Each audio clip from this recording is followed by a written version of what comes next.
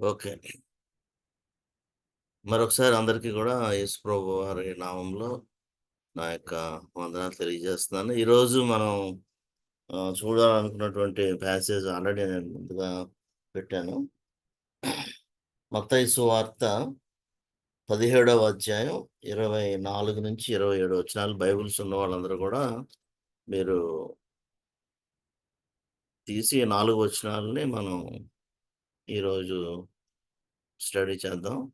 ఇది సండే స్కూల్‌లోనే చిన్నప్పటి నుంచి వింటున్న కథే గాని, దీనిలో నుంచి కొన్ని విషయాలు దేవుడు నాతో మాట్లాడిన విషయాలు కొన్ని మనం పాఠాలు నేర్చుకోవడానికి మనం మన హృదయాలని సిద్ధపరచుకుందాం. నేను చదువుతున్నాను 4 వచనాలు మీరు ఒకసారి బైబిల్స్ చూడాలని నేను మనవి చేస్తున్నాను. వారు కపెర్నహూమునకు వచ్చినప్పుడు అరశెకెలు అను పన్ను వసూలు చేయువారు పేతురునొద్దకు వచ్చి, మీ బోధకుడు ఈ అరశెకెలు చెల్లింపడా అని అడుగగా చెల్లించుననెను. అతడు ఇంటిలోనికి వచ్చి మాట్లాడక మునుపే యేసు ఆ సంగతి ఎత్తి, సీమోనా నీకేమి తోచుచున్నది? భూరాజులు సుంకమును, పన్నును ఎవరి యొద్ద వసూలు చేయుదురు? కుమారుల యొద్దనా? అన్యజనుల యొద్దనా? అని అడిగాను. అతడు అన్యుల యొద్దనే అని చెప్పగా యేసు, అలాగైతే కుమారులు స్వతంత్రులే. అయినను మనము వారికి అభ్యంతరము కలుగజేయకుండునట్లు నీవు సముద్రమునకు పోయి గాలము వేసి మొదట పైకి వచ్చు చేపను పట్టుకొని దాని నోరు తెరిచిన యెడల ఒక షెకెలు దొరుకును. దాన్ని తీసుకొని నా కొరకును, నీ కొరకును వారికిమ్మని అతనితో చెప్పాను. ఇది మనం ఈరోజు స్టడీ చేసే ప్యాసేజు. హిల్స్ అండ్ వ్యాలీస్ అనే మామూలుగా హెడ్డింగ్ పెట్టాను గానీ, మనం మెయిన్ 17, 24-27 యేసు ప్రభు తన మహిమ కోసం చేసిన యొక్క చిన్న అద్భుతం. చిన్న అద్భుతం గాదు. చాలా పెద్ద అద్భుతం. చిన్న ఆహ్, నరేషన్ ఉందంతే. 4 వచనాలు. అయితే 17 అధ్యాయం 1 నుంచి మనం చూస్తూనుంటే ఆహ్, క్రైస్తవ జీవితం మనకి కొండలు, లోయలు అంటే చాలా సంతోషకరమైన పరిస్థితులు, అలాగే లోయ అనుభవాలు గూడా మనకి ఉంటాయి. మహిమకరమైన పరిస్థితులుంటాయి. అలాగే అక్కడి నుంచి కొన్నిసార్లు సమస్యలు, తర్వాత కొన్ని సాధారణమైన బాధ్యతలు ఇవి మనకి మన ప్రతి జీవితంలో చూస్తాం మనం. రెండిట్లోను గూడా దేవుడు యేసుప్రభు వారు ప్రభువుగానే అధికారిగానే లార్డ్ అనే విషయంలో ఆయన తన యొక్క ఆధిపత్యాన్ని, ప్రభుత్వాన్ని మన మీద చూపిస్తారనే విషయాన్ని మనం గ్రహిస్తాం. మొట్టమొదట చూస్తే ఫస్ట్ వెర్స్‌లో రూపాంతరం చెందినటువంటి ఆ ఇన్సిడెంట్ ఉంటది. అది మనకు తెలుసు. అది అన్ని సువార్తల్లో గూడా ఉంటది.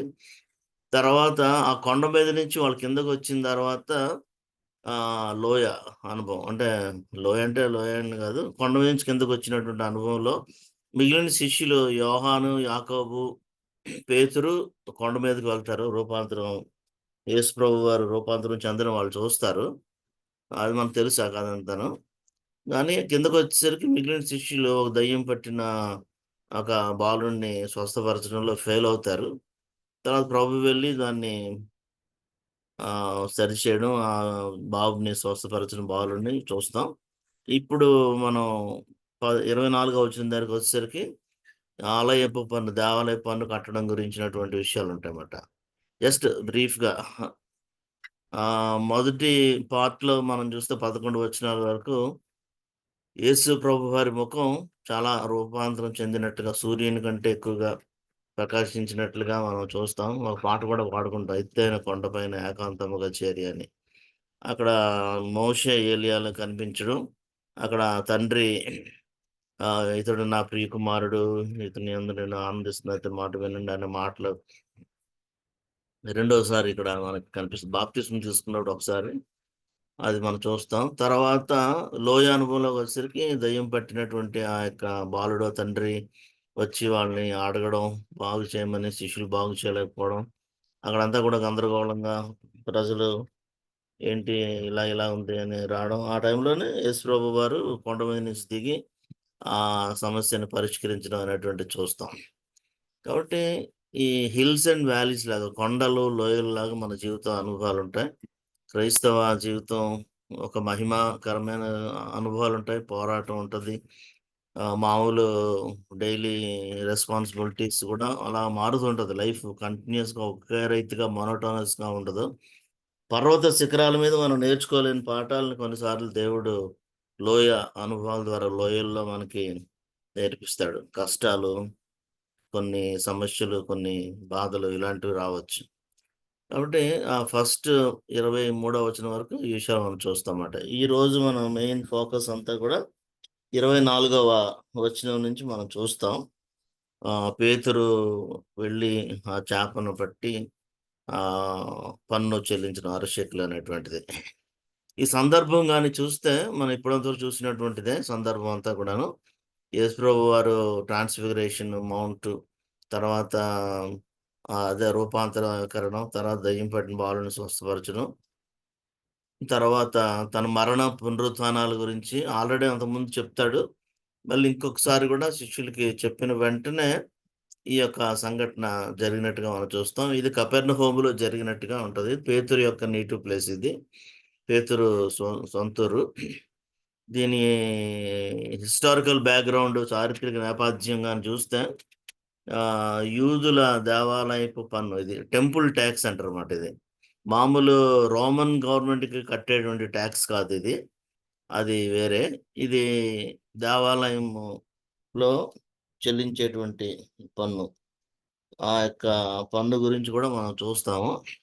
నిర్గమకాండం 30 అధ్యాయంలో దాని విషయాలు కొన్నుంటాయి. అంటే అక్కడ 20 ఏళ్ళు పైబడిన ప్రతి ఇశ్రాయేలీయుడు గూడా అది చెల్లించాలి. ఇయర్లీ వన్స్ అనేటువంటిది. కాబట్టి ఇది రోమన్ టాక్స్ కాదు. ఆ యొక్క దేవాలయం యొక్క మెయింటెనెన్స్‌కి బలులు, ఆరాధనలు, ఆ యొక్క ధార్మిక పన్నులాగా అది ఒక ఉంటది. పేతురుని వాళ్ళు అడుగుతారు.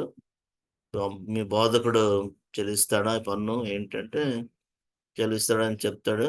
అంటే యేసు ఇలాగా చెల్లించడం అనేటువంటిది కూడా వాళ్ళు ఒక పరీక్షలాగా అడుగుతారన్నమాట. ధర్మశాస్త్రాన్ని ఈయన లోబడతాడా? ధర్మశాస్త్రం పెట్టిన ఈ యొక్క ఆచారాలు లేతే ధర్మశాస్త్రాన్ని ఫాలో అవుతాడా? అనే ఒక టెస్టింగ్ లాగా కూడా వాళ్ళొచ్చి ప్రధాన యాజకులు పంపించినటువంటి వ్యక్తులు వాళ్ళొచ్చి దాన్ని ఆ రీతిగా కూడా అడగడానికి అవకాశం ఉన్నట్టుగా మనం చూడొచ్చు. తర్వాత ఈ ఇన్సిడెంట్‌ని దేవుడు ఒక లెసన్ నేర్పించే ఒక అంశంగా, ఒక అవకాశంగా దీన్ని మార్చుకుంటాడు. పేతురు చెల్లిస్తాడా మీ బోధకుడు అని అడిగితే మరి పేతురుకి ఎలా తెలుసు యేసుప్రభు చెల్లిస్తాడని? ఒక ఊహతోనో ఒక ఆహ్, చెప్పేసాడంతే. మీ బోధకుడు చెల్లిస్తాడంటే అవును చెల్లిస్తాడనేసి. కానీ ఇక్కడ దాని నుంచి మనం నేర్చుకోవాల్సినటువంటి లెసన్ ఏంటంటే, అక్కడ మనం చూస్తాం 20 6 వచనంలో 25 గూడాను. భూరాజులు సుంకమును, పన్నును ఎవరి యొద్ద వసూలు చేస్తారు? కుమారుల దగ్గర లేదా అన్యుల దగ్గర? అని అడిగితే పేతురు లేదు అన్యుల దగ్గరే చేస్తారు గానీ కుమారుల దగ్గర చెయ్యరంటే అప్పుడు యేసుప్రభు వారు కుమారులు స్వతంత్రులు వాళ్ళు ఎగ్జంప్షన్ ఉంటది. టాక్స్ ఎగ్జంప్షన్స్ అని మనం కొన్నిసార్లు ఇన్స్యూరెన్స్‌లు, ఉద్యోగాలు చేసి టాక్స్‌లు కట్టే వాళ్ళకి ఎగ్జంప్షన్స్ అవి తెలుస్తాయి. 80సి అని, 80జీ అని ఇలాంటివుంటాయి. యేసుప్రభు వారు ఆయన దేవుడు, ప్రభువు. ఆయన ధర్మశాస్త్రానికి పైనున్నవాడు. కుమారులు. ఆయన శిష్యులు గూడా అదే ఇదిలోకొస్తారు. వాళ్ళు పన్ను చెల్లించాల్సిన అవసరం లేదు. కానీ ఎవరికీ అభ్యంతరం కలగకుండా ఉండడం కోసం మనం చెల్లిద్దామని ఆ యొక్క లెసన్ నేర్పించడం కోసం ఈ ఇన్సిడెంట్‌ని యేసుప్రభు వారు చాలా చక్కగా వాడుకున్నట్టుగా మనం చూస్తాం మాట. దేవాలయం అనేటువంటిది దేవుని యొక్క తండ్రి ఇల్లు. యేసు ప్రభువారు కుమారుడు గాబట్టి, ఆ పన్ను చెల్లించాల్సిన బాధ్యత లేదు. శిష్యులు గూడా వాళ్ళలో భాగమే గాబట్టి, వాళ్ళకి కూడా ఆ ఫ్రీడమ్ ఉంది. కాబట్టి మనం అభ్యంతరం జేయకుండున్నట్లు మనము కట్టేద్దాం, దాన్ని అలా చేద్దాం అనేసి మనం 27వ వచనంలో ఈ మాటలు మనం చూస్తామట. 4 వచనాలు ఈజీగా మనం చూడొచ్చు మీరు బైబిల్ ముందు పెట్టుకుంటే. అప్పుడు అక్కడ అద్భుతం జరుగుతది అని చెప్పి నువ్వు సముద్రానికి వెళ్ళి గాలం వేసి ఒక చేప పట్టుకొని మొట్టమొదట వచ్చే చేప నోట్లో దాన్ని నువ్వు ఆ నాణాన్ని కనుక్కుంటావు అని చెప్పడం, ఇద్దరికి సరిపడే మొత్తం దొరుకుతుందని చెప్పడం, ఇవన్నీ కూడా మనం చూస్తాం. అంటే దేవుని యొక్క భవిష్యత్ జ్ఞానం, దైవ జ్ఞానం, ఆయన సార్వభౌమత్వం, ఆయన అధికారం, సృష్టి మీద అన్నిటి మీద కూడా ఆయనకున్న అధికారం, ఇవన్నీ కూడా ఈ యొక్క చిన్న ప్యాసేజ్లో మనకి కనిపిస్తాయి. తర్వాత యేసుప్రభు యొక్క కుమారత్వం, దేవాలయానికి మించినటువంటి ఆయన హోదా, ఆయన యొక్క అంటే ఆ సెల్ఫ్ సాక్రిఫైస్ మాట, స్వయం స్వీయ సమర్పణ, ఇవన్నీ కూడా ఇందులో మనకి కనిపిస్తాయి. ట్యాక్స్ కట్టడంలో ఆయన ఎంతగా తను తాను అర్పించుకున్నాడు అనేటువంటిది. ముందస్తుగానే సిలువను ఇక్కడ జ్ఞాపకం చేస్తున్నట్లుగా ఎటోన్మెంట్, ప్రాయశ్చిత్తము, క్రయధనము, విమోచన, క్రయధనము, ఈ యొక్క పదాలన్నీ కూడా ఉంటాయి. ఇది యాక్చువల్గా రిడెంప్షన్ ట్యాక్స్ అని కూడా అంటారు దీన్ని. పాత నిబంధనలో చూస్తే ప్రాయశ్చిత్తార్థమైనటువంటి బలి, అటోన్మెంట్ అనేటువంటి ఆ మాటలు కూడా మనం చూస్తాం. కాబట్టి యేసు ప్రభు వారు దాన్ని చెల్లించక్కర్లేకపోయినా కూడా అదొక రెస్పాన్సిబిలిటీగా తీసుకొని యొక్క అతనే వాలంటీర్‌గా, స్వచ్ఛందంగా, స్వేచ్ఛగా ఆ ట్యాక్స్‌ని చెల్లించినట్లుగా మనం చూస్తామన్నమాట. తర్వాత అక్కడ మనం చూస్తుంటే వాళ్ళు వచ్చి పేతురుని అడుగుతారు బయట. మీ బోధకుడు పన్ను చెల్లిస్తాడా అని అడిగిన తర్వాత, అప్పుడు 25వ వచనంలోకి వచ్చేసరికి అతడు ఇంటిలోనికి వచ్చి మాట్లాడక మునుపే యేసు అడుగుతాడు వెంటనే ఆ విషయాన్ని మరి ప్రస్తావిస్తూ. ఇందాక మనం చదువుకున్నటువంటి వచనాలే. ఇక్కడ ఒక విషయం మనం గ్రహించాల్సింది ఏంటంటే, పేతురు లైఫ్‌లో పేతురు ముగించక ముందే, పేతురు మాట్లాడడం కంప్లీట్ చేయకముందే ఇంటరప్షన్ జరుగుతదన్నమాట. ఒకసారేమో తండ్రి అయిన దేవుడు అంతరాయం కలిగించడం, మరొకసారి ఇక్కడ చూస్తే కుమారుడైన యేసు ప్రభు వారు అతడు మాట్లాడక ముందే వచ్చాడు. ఇంట్లోకొచ్చి, ప్రభు ఎలాగా పన్ను చెల్లించాలని నోటీస్ వచ్చింది, ట్యాక్స్ నోటీస్, దాని సంగతి ఏంటి అని అడుగుదాం, సంథింగ్ దాన్ని ఎలా కట్టాలి ఏంటి, ఏదో సమ్ డిస్కషన్ చేద్దామని మొదలుపెట్టి ఉంటాడు. కానీ సర్వం ఎరిగినటువంటి, సర్వజ్ఞాని అయినటువంటి దేవుడు అతను మాట్లాడక మునుపే ఇంటరప్ట్ చేసి అక్కడ అవుతాడు. తండ్రి అయిన దేవుడు ఎప్పుడు మనం చూస్తా ఉంటే ఇదే అధ్యాయంలో రూపాంతరపు కొండ మీద మనకు తెలుసు. అక్కడ యేసుప్రభువుని అడుగుతాడు. చాలా బాగుంది, ఇక్కడ మనం ఇక్కడ ఉండిపోదాం. ముగ్గురికి 3 పర్ణశాలలు కట్టేస్తాను. ఏలియా కోటి, మోషే కోటి, మీకోటి. ఇక్కడ మనం సెటిల్ అయిపోదాం. చాలా బాగుంది అనేటువంటి ఆ మాట మాట్లాడుతూ, మీరు ఒకసారి 17వ అధ్యాయం ముందు కొంచెం మీదకెళ్తే 5వ వచనం, 17:5లో చూస్తే, అతడు ఇంకనూ మాట్లాడుచుండగా, పేతురే ఇంకనూ మాట్లాడుతుండగా, మాట్లాడక మునుపే తండ్రి అయిన దేవుడు ఇంటరప్షన్ వస్తది. వచ్చి అక్కడ గొప్ప శబ్దంతో ఇతను నా ప్రియకుమారుడని ఆ మాటలు అవన్నీ కూడా మనం వింటాం. తర్వాత 3వ ఇంటరప్షన్, పరిశుద్ధాత్మ దేవుడు కూడా పేతురు జీవితంలో అప్పుడు అంతరాయం కలిగించడం మనం చూస్తాం అన్నమాట. అది అపోస్తుల కార్యం. పరిశుద్ధాత్మ దేవుడు మనకి అపోస్తుల కార్యాల్లోనే పరిశుద్ధాత్మ దేవుని యొక్క ఎంట్రన్స్ మనకి ఉంటది. కొర్నేలి అనేటువంటి వ్యక్తి దగ్గరకొచ్చి అక్కడ ఆ యొక్క కొర్నేలికి సువార్తను ప్రకటించడం. 10వ అధ్యాయం, అపోస్తుల కార్యాలు 10వ అధ్యాయంలో ఈ మాటలు, ఈ యొక్క కొర్నేలి యొక్క ఇన్సిడెంట్ జరుగుతది. ఆ పదార్థం అంతా గూడా మనం చూస్తే ఎలాగా అవన్నీ గూడా మనకి బాగా తెలుసు చాలా మందికి, బైబిల్ బాగా చదివే వాళ్ళకి.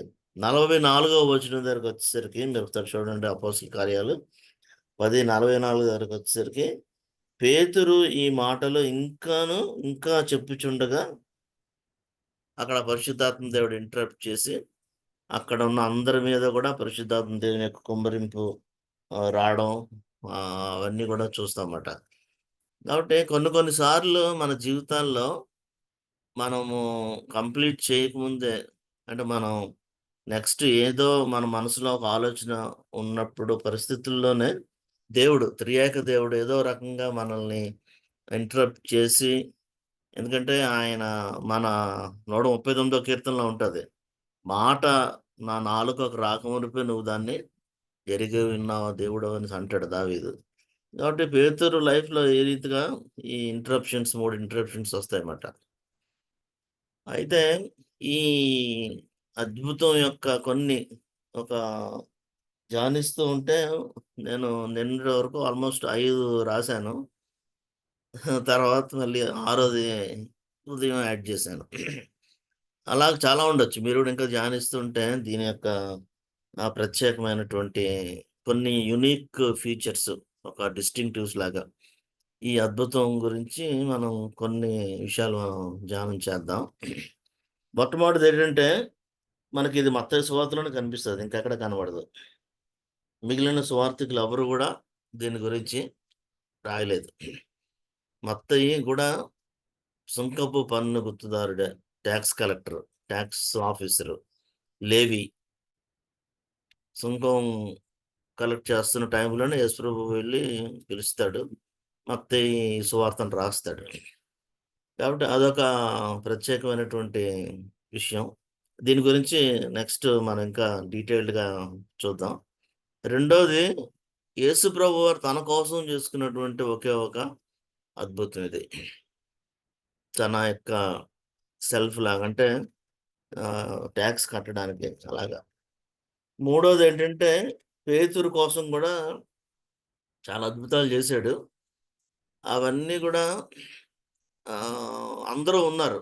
అందరూ ఉన్న టైంలో చేసినటువంటి పేతురు శిష్యులు అందరూ ఉన్నప్పుడు ఇది మాత్రం పేతురు మిగిలిన శిష్యులు ఉన్నారో లేదో మనకు స్పష్టంగా రాయబడలేదు గానీ, పేతురు కోసం గూడా దీన్ని చేశాడు.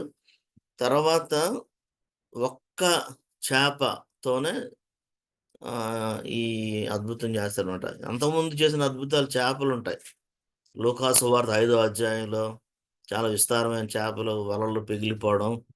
తర్వాత 21వ అధ్యాయం యోహాను సువార్తలో రిజరక్షన్ తర్వాత చాలా గొప్ప 153 పెద్ద చేపలు, గొప్ప చేపలొచ్చినట్లు మనం చూస్తాం. కానీ ఈ అద్భుతం మాత్రం ఒకే ఒక్క చేపతో చేసినట్టుగా ఉంటది. దాని యొక్క ఇంపార్టెన్స్ కూడా చాలా ఉంటది. మనం ఆలోచన చేద్దాం. తర్వాత మరొక ప్రత్యేకత ఏంటంటే డబ్బు, మనీ ఇన్వాల్వ్ అయినటువంటి అద్భుతం. ఇంకెక్కడ ఆయన చేసిన ఏ అద్భుతాల్లో గూడా ఆహ్, ఈ మ మనీ అనేటువంటి డబ్బు అనేటువంటిది ఆ ఇన్వాల్వ్‌మెంట్ ఉండదు. దాన్ని ఈ టాక్స్‌ని, ఈ యొక్క నాణాల్ని ఆయన ఇన్వాల్వ్ చేసి అదొక గొప్ప అద్భుతంగా చేస్తాడు. తర్వాత నేను లాస్ట్‌లో గమనించిందేంటంటే ఎక్కువ వివరణ, వర్ణన అంటే ఏముండదు. ఎలా ఒకటే సింపుల్‌గా రాసాడంతే 4 వచనాలు అంతే మొత్తం అద్భుతం అంతా కూడాను. సపోజ్ కానా వివాహంలో నీటిని ద్రాక్షారసం మార్చడం చాలా వర్ణన ఉంటది.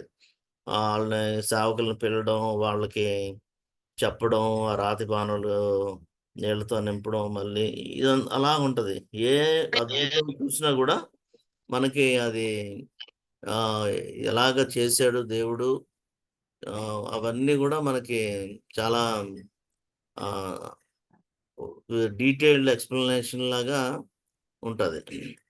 కాబట్టి ఇది అంత డీటెయిల్స్ ఏముండవు. సింపుల్‌గా పేతురు చేసినట్లుగా ఎళ్లి చేపను పట్టి నాణెం తెచ్చి కట్టేసినట్లుగా కట్టేసాడనే మనకి ఇన్ఫరెన్స్ ఉంటది. కాబట్టి ఈ 6 గురించి ఒక్క నిమిషం జస్ట్ మనం చూసి మనం ఏ లెసన్స్ మనం నేర్చుకోగలమో మనం చూద్దాం మనం. మొట్టమొదటిదేంటంటే మత్తయి మాత్రమే ఇది రాసినటువంటి ఈ యొక్క ఇన్సిడెంట్ ఇది. మిగిలిన సువార్తల్లో ఎక్కడా గూడా ఈ యొక్క ఇన్సిడెంట్ లేదు. ఎందుకంటే మత్తయి సువార్త గురించి మనం చూస్తున్నప్పుడు రాజుగా యేసు ప్రభుని చిత్రీకరిస్తాడు. మత్తయి, మార్కు, లూకా, యోహాను నలుగురు 4 చిత్రాలు యేసు ప్రభువు గురించినటువంటివి వర్ణిస్తారు. అయితే మత్తయి మాత్రం యూదులకు ప్రత్యేకంగా రాస్తాడు డైరెక్ట్‌గా, స్పెషల్‌గా. ఆయన్ని మెస్సీగా, రారాజుగా ఆహ్, రుజువు చేసేటువంటి ప్రయత్నం, చిత్రీకరించే ప్రయత్నం చేస్తాడు. ఆహ్, ఆ యొక్క విధానంలో ముందుకెళ్తున్నప్పుడు ఈ ఇన్సిడెంట్‌ని మరి అత్తయ్య చాలా శ్రద్ధగా చూసి ఎక్కడ ఎవరు మిగిలిన వాళ్ళు రాయలేదు గానీ మత్తయి దీన్ని రాసినట్టుగా మనం చూస్తాము. తర్వాత ఆయనకున్న రాజ్య సంబంధమైన అధికారం గురించి గూడా ఇది మనకి చాలా అర్థమవుతుంది. అంటే చేపలు లోబడొచ్చు. ఇంక మిగిలిన అన్నీ సృష్టి అంతా గూడా ఆయనకి లోబడుతుంది. ఆదాము, అవ్వలు ఏదెను వనంలో కోల్పోయినటువంటి ఆ యొక్క అధికారాన్ని మీరు ఏలండి సమస్త ఆకాశ పక్షులను, సముద్రంలో ఉండే చేపలని, మృగాల్ని అన్నీ గాలి, నీరు, భూమి మూడిటి మీద గూడా మీరు ఏలండి అని చెప్తాడు. కింగ్ యాడమ్ లేదా క్వీన్ ఈవ్ అలాగా వాళ్ళకి అంత గొప్ప ఆధిక్యత ఇచ్చినప్పటికి గూడా వాళ్ళు దాన్ని కోల్పోతారు. కానీ కడపటి ఆదాము, చివరి ఆదాము తిరిగి మళ్ళా మనకి ఆ కోల్పోయినటువంటి ఆ యొక్క అధికారాన్ని మరలా మనకి ఇవ్వడానికి యేసు ప్రభువుగా ఆయన రావడం అదంతా గూడా మనకు తెలుసుమాట. కాబట్టి ఈ చేపలు, మృగాలు, పక్షులు ఇవన్నిటిని గూడా మనకి ఆయన అధికారం, దేవుని అధికారం ఉందనేటువంటిది మనకు తెలుసు. చేపలేమో ఇక్కడ మనకు కనిపిస్తున్నాయి చేపల గురించి. అలాగే గాడిద మీద గూడా ఆయన యెరూషలేం జయప్రవేశం చేసినట్లుగా మనకుంటది. యాక్చువల్‌గా అది మీరు చదువుతుంటే ఆ గాడిద పిల్ల మీద ఇంతకుముందు ఎవరు ఎప్పుడు గూడా ఆహ్, ఎక్కలేదు. ఎవరు గూడా దాని మీద కూర్చోలేదన్న మాటను రాస్తారు. మనం మొన్నే మట్లాదివారం చేసుకొనుంటాం. సాధారణంగా అలాగా ఉన్నటువంటి అలాంటి గార్ధపాల మీద ఎవరు ఎక్కరంట. ఎందుకంటే వాటికసలు కొత్త. ఎక్కితే అవి మనల్ని ఎటు పడేస్తాయో ఏటో తెలీదు. ఇంతకుముందు ఎప్పుడు ఎవరు ఎక్కనటువంటి ఆ అనుభవం లేనటువంటి ప్రాక్టీస్ లేనటువంటి ఆ గాడిద పిల్ల మీద ఈయన ఎక్కి ఆ యొక్క యెరూషలేం జయప్రవేశం చేయడం అనేటువంటిది ఆయన యొక్క అధికారం. అటువంటి దాని మీద గూడా దానికి తెలియకపోయినా, ప్రాక్టీస్ లేకపోయినా, ఎప్పుడు ఎవరు ఎక్కి దాని మీద స్వారీ చేయకపోయినా గూడా ఆయన ఎక్కాడు. మనం ఒకవేళ ఎక్కడానికి భయపడొచ్చేమో. తర్వాత పక్షుల గురించి చూస్తే పేతురు దగ్గరికొచ్చేసరికి కోడి కూసింది. 3 సార్లు బొంకక ముందే. యెరూషలేంలో ఎన్ని కోడ్లుంటాయి? ఎన్ని కోడిపుంజులుంటాయి కూసేవి? ఎన్నో వందలుండొచ్చు. మరి ఆ అబద్ధం ఆడేసిన 3 సార్లు బొంకిన తర్వాత మరి ఒకే ఒక కోడిపుంజుకి ఆయన పర్మిషన్ ఇచ్చాడు. అది అరిచింది. మిగిలిన వాటన్నిటి నోళ్ళు గూడా మూయించాడు. అలాగా ఆలోచిస్తూ ఉంటే ఆయన సార్వభౌమత్వం, ఆయన ఆధిపత్యం, ఆయన అధికారం అవన్నీ గూడా నేను కొన్ని రిఫరెన్స్‌లు రాశాను. ఆయన పాపాలు క్షమించే అధికారం ఆయనకుంది. ఆయనకు అలాగా చివరికొచ్చేసరికి 27వ అధ్యాయంలో ఇదిగో మీరు సర్వలోకానికి వెళ్లి సర్వ సృష్టికి సువార్త ప్రకటించండి. నేను మీకు భూమి మీదను, పరలోకమందును, భూలోకమందును సర్వాధికారం నేను మీకు ఇచ్చానని చెప్తాడనమాట.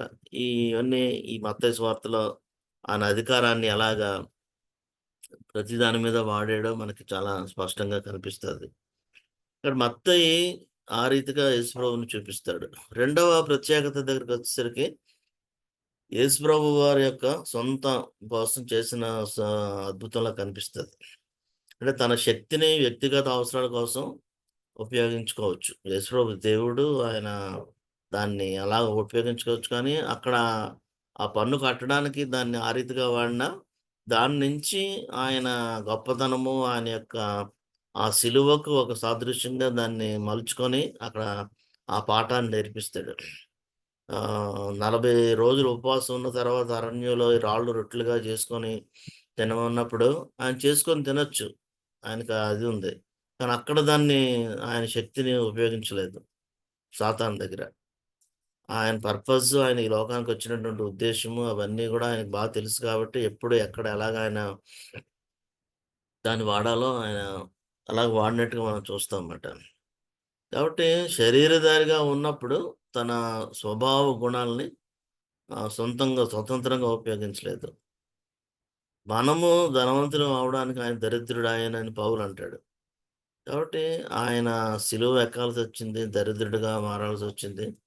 ఆయన తన యొక్క సర్వ సంపదల్ని, సర్వశక్తుల్ని ఉపయోగించి ఆయన చాలా చేయగలిగినటువంటి శక్తి సంపన్నుడైనప్పటికీ వాటిల్ని ఆయన చేయకుండా ఈ అద్భుతం మాత్రమే తన కోసం ఒక అరశెకలు ని అద్భుతంగా చేప నోట్లోంచి తెచ్చినట్లుగా ఉంటది. కాబట్టి తనను తాను స్వీయ సమర్పణ, సెల్ఫ్ సాక్రిఫైస్, తను తాను తగ్గించుకొని, త్యజించుకొని మనల్ని ప్రేమించి ఆ ప్రేమను ఈ అద్భుతం మనకు గుర్తు చేస్తదన్నమాట. అవసరాలను కూడా తీర్చేటువంటి ఆయన యొక్క కృపని, పేతురు యొక్క నీడ్‌ని కూడా అక్కడ తీర్చినట్లుగా కనిపిస్తది. పేతురు విషయంలోకొచ్చేసరికి మూడవ స్పెషాలిటీ ఏంటంటే, పేతురు అడగక ముందే పేతురు యొక్క ఆందోళనని గ్రహించాడు. పేతురు చాలా ఊహిస్తున్నాడు, చాలా ఆలోచిస్తున్నాడు. ఏవో స్కీమ్స్ ఏస్తున్నాడు. ఈ రూపాయి ఎలా కట్టాలి? ఈ షెకెల్‌ని ఎలాగ నేను సంపాదించాలి? ఎలా చేయాలి? అవన్నీ ప్రభువుతో మాట్లాడదాం అని అనుకోనే పరిస్థితులు అడగక ముందే ప్రభువు దాన్ని గుర్తిచ్చాడు. మన జీవితాల్లో గూడా మన ఆందోళనలని మనం అడగక ముందే ఆయన గ్రహించగలిగేటువంటి సర్వజ్ఞాని ఆయన. Omniscient God. మనం వరి అవ్వాల్సిన పని లేదు. తర్వాత పేతురు జీవితంలో వ్యక్తిగతంగా గూడా కొన్ని అద్భుతాలు చేశాడు గదా! పేతురు అత్తగారిని స్వస్థపరచడం. అట్లా నీతో నువ్వేనా ప్రభు అయితే నేనొచ్చేస్తానని దోణి దిగి సముద్రం మీద నడుచుకుంటూ వెళ్ళిపోయి మునిగిపోతూ ఉండడం. అప్పుడు ప్రభు రక్షించాడు. తర్వాత గెత్సెమనే తోటలో ఇస్కరియోతు యూదా వచ్చి అరెస్ట్ చేసిన ఆ టైంలో రాత్రి వేళ ప్రధాన యాజకుని యొక్క దాసుడైనటువంటి మల్కు యొక్క చెవిని కోస్తాడు, నరికేస్తాడు పేతురు. అలాంటి టైంలో గూడా మలుకు యొక్క చెవిని స్వస్థపరచడం, ఇవన్నీ గూడా పేతురు జీవితంలో చాలా చేస్తాడు.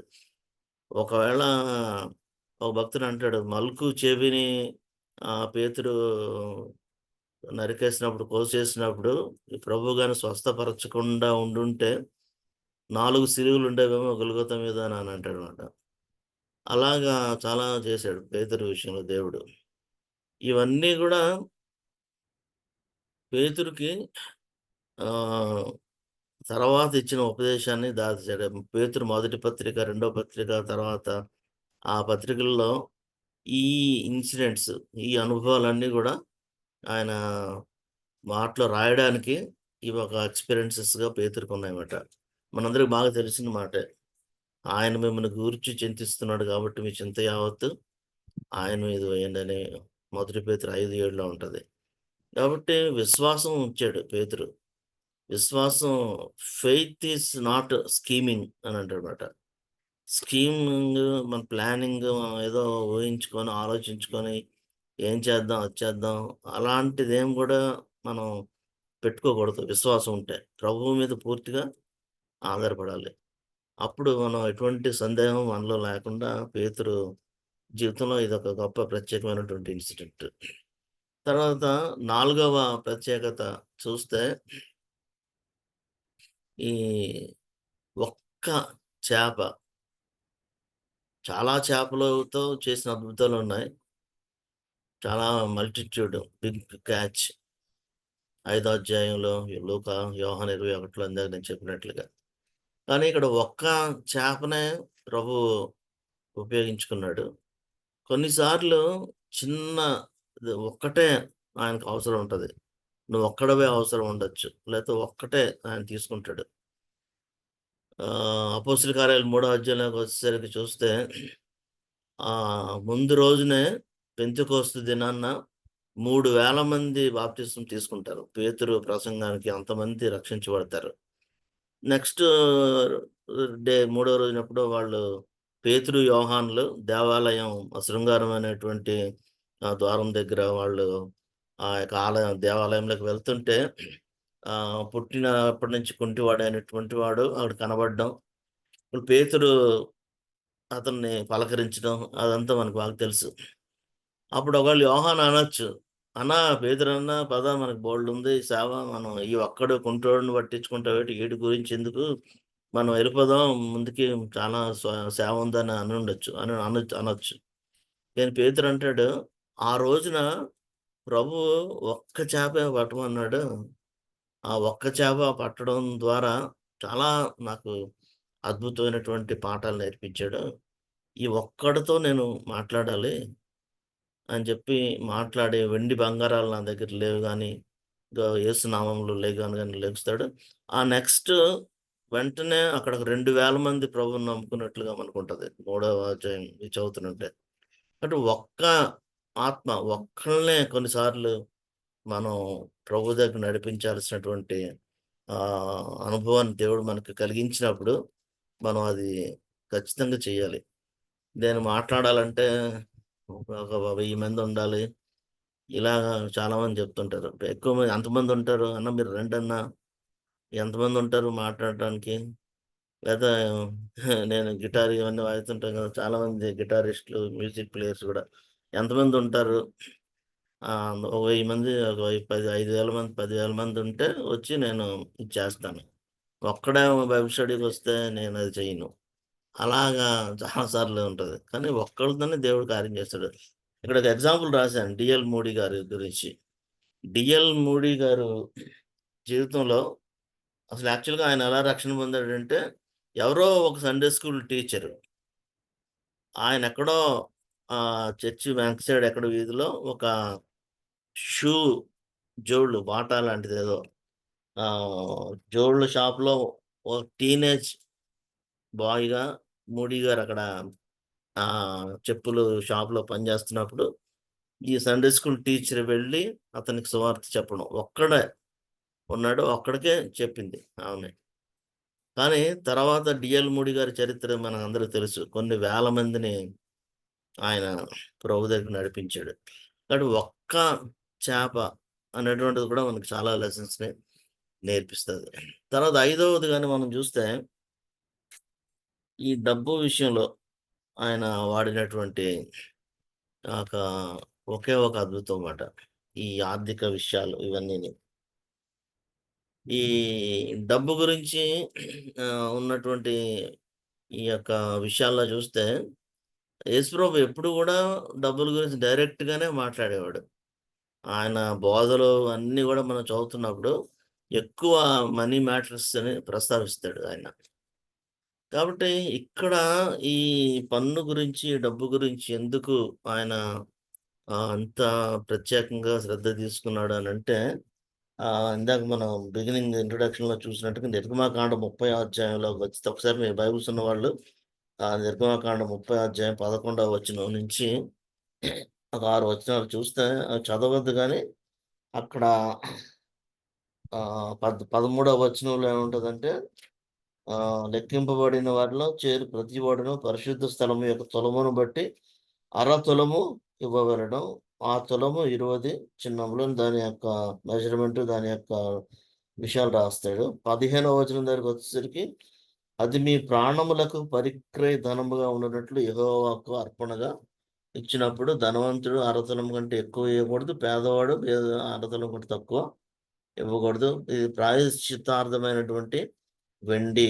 మీకు ప్రాయశ్చిత్తము కలుగునట్లు మీరు ఇది చెయ్యండి. జ్ఞాపకంగా ఉంచండి. ఆ వచనాల్లో రాస్తాడనమాట. ఆ ప్రాక్టీస్‌లోనే ఈ యేసు ప్రభువారు వచ్చే టైంకి వీళ్ళొచ్చి ఈ యొక్క టెంపుల్ టాక్స్‌ని, రిడెంప్షన్ టాక్స్‌ని పే చేయాలి అనేటువంటిది 20 సంవత్సరాలు నిండిన వాళ్ళు దాన్ని చేయాలి అనేటువంటిది వాళ్ళు చెప్తారు. కాబట్టి దేవాలయ పన్ను బిగినింగ్ అక్కడ మనకు కనిపిస్తది. కానీ నిర్గమకాండంలో చెప్పబడినటువంటి ప్రాయశ్చిత్త ధనం ఇదొక ఛాయ మాట. ఒక నీడ. దాని అసలైనటువంటి నిజ రూపం యేసు ప్రభువు వారి యొక్క శిలువ యాగం. వెండి మనకి ఇస్కరియోతు యూదా గూడా 30 వెండి నాణాలకి ప్రభువుని నమ్మాడు. కాబట్టి వెండి నాణాలు షెకెల్ అనేటువంటిది వెండితో చేసినటువంటిది. మీరు ఇంకా నిర్గమకాండం అంతా చదువుతుంటే అక్కడ ప్రాక్టీస్‌లో ఈళ్ళు ఎవ్రీ ఇయర్ ఇచ్చినటువంటి యొక్క వెండి నాణాలను వాళ్ళు కరిగించేసి దాన్ని ఆ యొక్క దేవాలయంలో దాన్ని ఈ యొక్క ప్రాయశ్చిత్తార్థమైనటువంటి బలులకి సంబంధించిన దానికి టెంట్ వేయడానికో, గుడారం అవన్నీ దానికోసం నిర్మాకాండలో దాన్ని వాడినట్టుగా మనం చూస్తాం మాట. కాబట్టి ఇదొక ఛాయగా మనం చూస్తాం నిర్గమకాండంలో అది. నిజమైనటువంటి యాక్చువల్ ఇది యేసు ప్రభు వారి యొక్క సిలువలో అది నెరవేరినట్టుగా మనం చూస్తాం మాట. కాబట్టి వెండి నాణాల ద్వారా జరిగిన విమోచన టెంపరరీ అది. కానీ మత్తయి సువార్తలో యేసు ప్రభు వారు ఆ పన్ను చెల్లించడం ద్వారా ధర్మశాస్త్రం పట్ల తనకున్న గౌరవాన్ని చూపిస్తూ, దాన్ని నెరవేర్చడానికి, దాన్ని గౌరవించడానికి ఆయన ఆ ప్రయత్నం చేశాడు.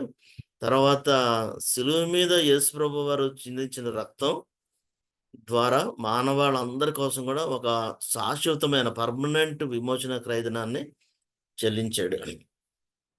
నేను అనేకులకు ప్రతిగా విమోచన క్రయధనముగా నన్ను నేను అప్పగించుకోవడానికి వచ్చాను అనేటువంటి విషయాలు మనకి సువార్తలో మనం చదువుతాం. మార్కు సువార్తలో కూడా ఉంటది. కాబట్టి ఈ డబ్బు చెల్లించడం, టాక్స్ చెల్లించడం అనేటువంటిది ఇంత లోతైనటువంటి విషయాలు అందులో మనకి ఇమిడి ఉన్నాయన్నమాట. కాబట్టి ఇది చాలా సైలెంట్‌గా జరిగినటువంటి అద్భుతం గాని, రోజువారీ బాధ్యతల కోసం దేవుని యొక్క ప్రావిడెన్స్, దేవుని యొక్క ఆయన మనకి ఇచ్చేటువంటి, మనకు నెరవేర్చేటువంటి, మనకు సమకూర్చేటువంటి వాటన్నిటిని కూడా ఇక్కడ ఇది సూచిస్తున్నట్లుగా మనం చూస్తామన్నమాట. కానీ మనుషులకేంటంటే ధనం చాలా విలువైంది. కానీ దేవుని రాజ్యంలోకి వెళ్ళేసరికి ఆ యొక్క ధనానికి అంత వాల్యూ ఉండదు అనేటువంటి విషయం మనం చూస్తామన్నమాట. తర్వాత విషయం లాస్ట్ ఆరవ విషయానికొచ్చేసరికి మత్తయి సువార్త మనం ఇందాక చదువుకున్న టెక్స్ట్‌లో 17వ అధ్యాయం మనం చదువుకున్నాం కదా! 24 నుంచి 28వ వచనం ఎవరైనా చదువుతారా? 28వ వచనం లేదు కదా! ఉందా? మీ బైబిల్ అవతారేనా? ఉండదు. దానికి లేదండి. వర్ణన ఉండదు. యాక్చువల్‌గా మనం రాసుంటే లేకపోతే ఎవరైనా రాసుంటే 28వ వచనంలో ఏముండాలంటే, అంతటా పేతురు గాలము పట్టుకొని సముద్రమునకు వెళ్లి చేపను పట్టి, ఆ చేప నోరు తెరిచి, దానిలో నుంచి ఒక షెకెల్‌ని తీసి, ఆ అధికారులకు అరశేకులు తనకు, అరశేకులు ప్రభువుకి చెల్లించాను. అలాంటివన్నీ ఉండాలి. 28వ వచనం ఉంటే. కానీ అవేమీ రాయడు. ఏమి డిస్క్రిప్షన్ ఉండదు. ఈ యొక్క అద్భుతం గురించి. కాబట్టి దీని యొక్క ప్రాముఖ్యత, ఈ టీచింగ్ మొత్తం 24-27 వచనాల్లో ఉన్నటువంటి ఆ టీచింగ్ యేసు ప్రభు వారి బోధకి చాలా ప్రాముఖ్యత మనం తీసుకోవాలి. అద్భుతానికి కాదు. ఇది చేప నోట్లో నాణెం దొరకడం కంటే యేసు ప్రభువారు మనకు నేర్పించిన పాఠం చాలా ఇంపార్టెంట్. కుమారులకి స్వేచ్ఛుంది. కుమారులు పన్ను చెల్లించాల్సిన అవసరం లేదు అనేటువంటిది చాలా స్పష్టంగా ప్రభువు ఇక్కడ తెలియజేస్తాడు. కానీ రెస్పాన్సిబిలిటీ, వాళ్ళ అభ్యంతరం పడకుండా ఉండడం కోసం తన యొక్క రైట్స్‌ని వదులుకొని ఆయన ఇతరుల కోసం, ఇతరులకి అభ్యంతరం పరచకూడదు అనేటువంటి ఆ యొక్క వినయంతో, నమ్రతతో ఆయన దాన్ని ప్రాక్టీస్ చేసి, ఆయన సాత్వికుడు, దీనమనస్సు గలవాడు. కాబట్టి ఇతరులను గౌరవించడం, ఇతరులకు అభ్యంతరం కలిగించకుండా ఉండేలాగా మనం చాలా విషయాలు చేయాల్సుంటది. మనకి అన్ని రైట్స్ ఉన్నా గూడాను. ఈవెన్ పౌలు గూడా మాంసం తినడం గురించి చెప్తాడు. ఇతరులకు అభ్యంతరం కలగకుండా ఉండడం కోసం నేను అవసరమైతే నేను మాంసం గూడా తినడం మానేస్తాను అని అంటాడన్నమాట. కాబట్టి బలహీనంగా ఉన్న విశ్వాసులు ఇతరులకి అభ్యంతరం కలిగించేటువంటి పనులు మనం చేయకూడదు. మనకి అది చేసే హక్కున్నా గూడా వాటిని చేయకుండా మనం వాటిని వదులుకున్నప్పుడు మన యొక్క వినయం ఏంటో, మన యొక్క నమ్రత ఏంటో ఇతరులకి అర్థమవుతది. అది చాలా చాలా ఇంపార్టెంట్ అది. ఆహ్, ఇందాక నేను చెప్పినట్లుగా 27వ వచనంతోనే ఆగిపోవడం. ఇంక 28వ వచనం ఉండదు. అంతట పేతురు వెళ్లి సముద్రమునకు వెళ్లి ఆ యొక్క గాలం వేసాడు అనేం ఉండదు. ఒకవేళ అది గాని జరిగుంటే, అంటే ఒకవేళ మనం ఊహిస్తే పేతురు సొంతూరది. కపెర్నహూమ్‌కి బోలెడు సార్లెళ్ళాడు. అక్కడే చేపలు పట్టేవాడు పేతురు బై ప్రొఫెషన్. సముద్రం దగ్గరికొచ్చేసరికి మిగిలిన తోటి జాలర్లందరూ గూడా అన్నా పేతురన్నా వచ్చావా? ఏంటి? ఏదో చేప పడదామని వచ్చానంటే నవ్వుంటారు.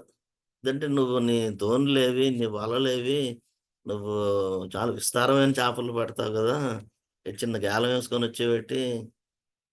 అవన్నీ గూడా ప్రభువు నేర్పిస్తున్న పాఠాలు. కొన్నిసార్లు మనకి అలాంటి అనుభవాలు దేవుడు మనకి ఇస్తాడు. పేతురేమి గూడా సిగ్గుపడకుండా ప్రభువు చెప్పాడు ఎళ్ళమన్నాడు. గాలం ఏయమన్నాడు. ఏమంటే నేనేసాను. ఎయడానికొచ్చాను, చేప పడడానికొచ్చానని చెప్పుండొచ్చు. కాబట్టి అది జరిగింది. పేతురు ఎళ్లి చేపను పట్టాడు. పన్ను కట్టేసాడు. అదంతా గూడా అయిపోయింది. అది మనం దాన్ని ఎక్స్‌ట్రాగా ఇంకా 28, 29 వచనాలు, 30 వచనాల వరకు దాన్ని పొడిగించాల్సిన అవసరం లేదు. కాబట్టి అలాంటి వినయపూర్వకమైనటువంటి మాదిరిని మనం కలిగి ఉండాలన్నమాట. యేసు మాట మీద ఉన్న అధికారం మన జీవితాల్లో చాలా సార్లు నమ్మడానికి ప్రభువు ఇచ్చిన మాటని, ఆయనకున్న అధికారాన్ని మనం చాలా సార్లు లోబడ్డానికి, నమ్మడానికి మనం చాలా సార్లు సందేహిస్తాం. చాలా సార్లు ఆలోచిస్తాం. చాలా ఏంటి ఇది? ఈ స్టెప్ వెయ్యాలా? వద్దా? కానీ పేతురు మారు మాట్లాడకుండా, "ప్రభా! ఏంటి గేలం పట్టుకొని వెళ్ళడం ఏంటి? ఆ చేపేంటి? అదేంటి? ఇదేంటి?" ఇవన్నీ కూడా అసలేమి ప్రశ్నలు లేకుండా పేతురు వెళ్లి దాన్ని చేసినట్లుగా మనం చూస్తామన్నమాట. కాబట్టి ఈ యొక్క ఇన్సిడెంట్ ఏదో ఒక ప్రత్యేకతగా నాకనిపించింది. కాబట్టి ఇది సమ్మరీగా చూసుకుంటే మత్తయి సువార్తలో మాత్రమే ఉంది. చేప నోట్లో దాని గురించిన విషయాలన్నీ గూడా ఉంటాయి. యేసు ప్రభువు యొక్క సృష్టి మీద ఆయనకున్న అధికారం, ఆయన చాలా సరళంగా కొంచెం పేతురుతో మాట్లాడుతున్నప్పుడు ఒక సర్కాస్టిక్ లేతే కొంచెం హాస్యాస్పదంగా అనిపించొచ్చు. కానీ ఆయన పద్ధతి ఎప్పుడు గూడా ఇలాగే ఉంటది. ప్రశ్నకి ఎవరన్నా ఏదైనా ప్రశ్నేస్తే మళ్ళీ ఇంకో ప్రశ్నేయటమాట. సోక్రాటిక్ మెథడ్ అంటారు. ఆయన ఫాస్టర్‌లతో మాట్లాడుతున్నా గూడా. ఏదన్నా ప్రశ్నొస్తే మళ్ళీ ఇంకొక ప్రశ్న వేసి దానికి జవాబు చెప్పే పద్ధతి. కాబట్టి పేతురు ప్రభువుని అడగకుండా తప్పు చేసినా గూడా, ప్రభువు కడతాడు అని చెప్పేసినా గూడా, పేతురుని ఏం అనకుండా అతన్ని సరిచేసి, తన మార్గాన్ని క్లియర్ చేసి, "నువ్వు ఇలా చేసి వెళ్ళి నువ్వు పన్ను కట్టు" అని చెప్పడం. అంటే ఆయన యొక్క వే ఆఫ్ టీచింగ్, ఆయన వే ఆఫ్ కరెక్టింగ్ అదంతా గూడా చాలా మనకి ఎన్నో విషయాలు నేర్పిస్తదనమాట. 2 సందేశాలు మనం చూస్తున్నాం. యేసుప్రభు దేవుని కుమారుడు, దేవాలయాని కంటే మించినటువంటి వాడు అనేటువంటిది. రెండవ లెసన్ ఏంటంటే, మనకు స్వేచ్ఛున్నా గూడా ఇతరులకి అభ్యంతరం కలగకుండా ఉండడం కోసం మనల్ని మనం సమర్పించుకోవడం. ఇందాక నేను చెప్పిన విషయాలు రోమా 14 పౌలు గురించి.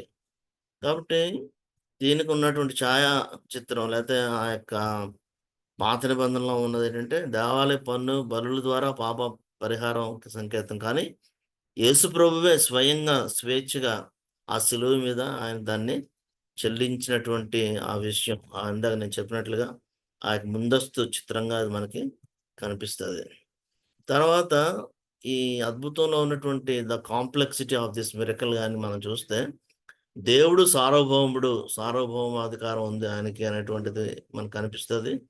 తర్వాత సముద్రంలో పడిపోయినటువంటి నాణెం అది దొరికే అవకాశం లేదు. చాలామంది పడేసుకోవచ్చు. కానీ దాన్ని ఒక ఒక్క నిర్దిష్టమైన చేపెళ్లి దాన్ని పట్టుకోవడం ఏంటి? పేతురు గాలం వేస్తే ఆ చేప ఆ గాలానికి చిక్కడం ఏంటి? తర్వాత ఆ చేప నోట్లో నాణెం ఉన్నప్పటికి కూడా గాలాన్ని ఎలా కొరికింది? ఇలా దాని గురించి నేను ఆలోచిస్తుంటుంటే అసలు చాలా అర్థం కాదన్నమాట. అద్భుతం అంతే అది.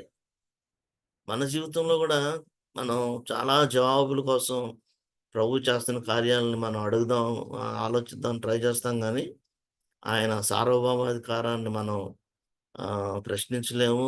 మనం ఆహ్, ఆలోచించలేము, అర్థం చేసుకోలేం. అంత అద్భుతంగా ఉంటదనమాట. కాబట్టి దేవుడు ఈ అరశేకలు పన్ను కట్టడానికి ఇలాంటి ఏర్పాట్లు చేయగలిగితే, ప్రియమైన తమ్ముడు, చెల్లెలు మన సమస్యలు కూడా ఆయన సమర్థవంతంగా పరిష్కరించగలడు. ఆయనకు అది పెద్ద విషయమేం గాదు. మనం చాలా పెద్ద సమస్యగా మనకు అనిపించొచ్చు గానీ, ఆయనకది చాలా సింపుల్‌గా దాన్ని ఆయన చేయగలడు. కాబట్టి నేటి సంఘానికి, నేటి ఫెలోషిప్స్‌కి ఈ లెసన్స్ మనం నేర్చుకోవాలన్నమాట. స్వేచ్ఛ, బాధ్యత అది మనం నేర్చుకోవాలి. తర్వాత పేతురు ఎక్కువగా చెప్తాడది. నాకు స్వేచ్ఛుంది కాబట్టి నేను చేస్తాననేటువంటి ఆ భావన మనలో ఉండకూడదు. ఇతరులకు అభ్యంతరం కలగకుండా ఉండేలాగా నా జీవితం నేను జీవించాలనేటువంటి లెసన్ మనం నేర్చుకోవాలి. తర్వాత పన్నులు చెల్లించడం ఇవన్నీ గూడా మనకి ఇప్పుడు మే వచ్చింది. మార్చి అయిపోయిన వెంటనే మనకిప్పుడు ఈ టాక్స్‌లు, ఇన్‌కమ్ టాక్స్, ఐటీఆర్‌లు చేయడం. దానిలో బోలెడు జిమ్మికులు చేసి ఆడిటర్ దగ్గరికెళ్ళి ఎలాగో అలాగ దాన్ని తగ్గించి టాక్స్ కట్టకుండా ఎన్నెన్నో చేద్దామని ప్రయత్నాలు చేస్తుంటాం. యేసుప్రభు వారికి అన్నీ ఉన్నాయి. టాక్స్ చెల్లించకుండా ఉండేటువంటి కానీ ఆయన దాన్ని చేయలేదు. కాబట్టి మన బాధ్యతలు టైత్ ఇవ్వడం, కానుకలివ్వడం ఇవన్నీ గూడా మనం దేవుని యొక్క వాక్యానుసారంగా మనం చేసినప్పుడు దేవుని యొక్క దీవెనలు మనం ఖచ్చితంగా పొందుకుంటాం మనం.